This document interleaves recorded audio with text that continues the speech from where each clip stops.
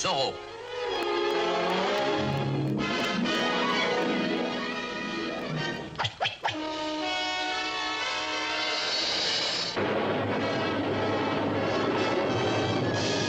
Un cavalier qui surgit lors de la nuit court vers l'aventure au galop.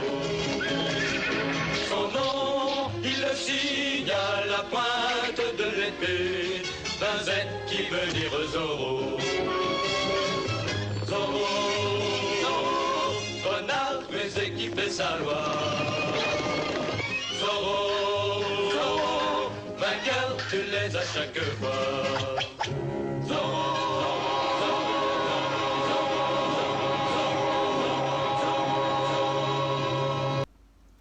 Zorro est l'une des premières grandes fictions télévisées produites en collaboration entre une chaîne de télévision ABC et des studios de production Walt Disney.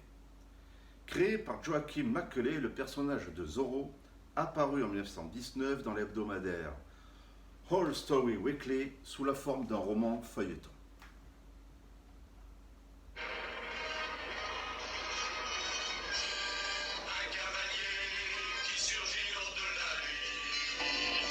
En 1820, en Californie, le contexte est celui de l'occupation coloniale espagnole en vigueur depuis le XVIe siècle.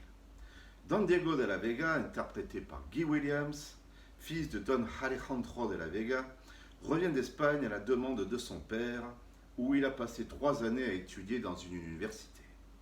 Il est accompagné lors de ce voyage par son fidèle serviteur Bernardo. Le capitaine Enrique Sanchez Monasterio, commandant de la garnison de Los Angeles, en place depuis 1 an, impose des taxes aux paysans et aux habitants de la région.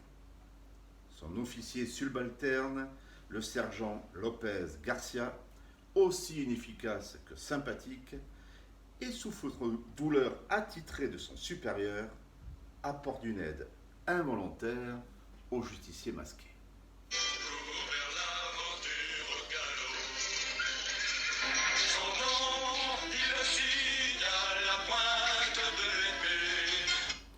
Afin d'apporter son aide à la population, Don Diego décide de se présenter comme un homme de lettres, un aristocrate instruit mais oisif, davantage intéressé par la lecture que le maniement des armes.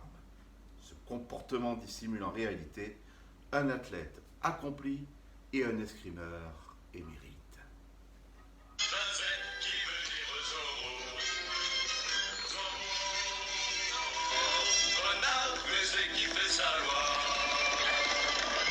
Bernardo, muet, fera quant à lui semblant d'être sourd de naissance afin de pouvoir prêter attention aux conversations de leurs adversaires. Don Diego, pour parachever son plan de lutte contre le despote et ses troupes armées, décide d'utiliser l'identité d'un justicier costumé et masqué nommé Zorro, renard en espagnol.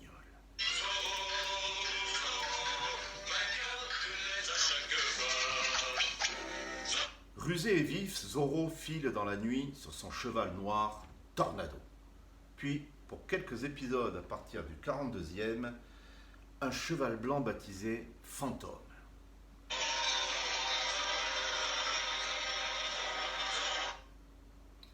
Après une saison de 39 épisodes, la seconde saison débuta avec des tournages en extérieur plus fréquents afin d'apporter plus de variété dans les intrigues.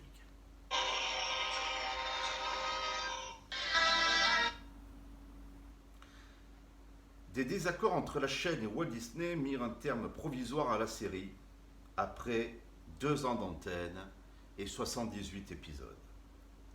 4 téléfilms de 50 minutes furent tournés entre 1960 et 1961. Mais les 2 parties ne purent s'entendre sur l'avenir de la série, et cette dernière s'acheva avec l'épisode Une vieille connaissance.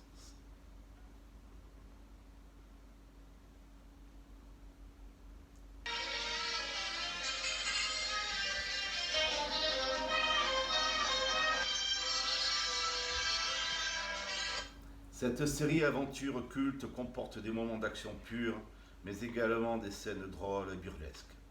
Les rares situations dramatiques sont souvent compensées par un humour de circonstance. Zorro restera définitivement dans les mémoires, à la fois des enfants, des adolescents, des adultes, qui ont découvert l'archétype de l'incarnation du justicier masqué la plus parfaite. Zorro est un personnage de légende, et le Zorro de Walt Disney est entré dans celle de la télévision et des grandes séries du siècle. Évidemment, les puristes, nous privilégierons la version noir et blanc, à la colorisation falote et décevante, qui nuit au charme et fait disparaître le travail d'éclairage de la série.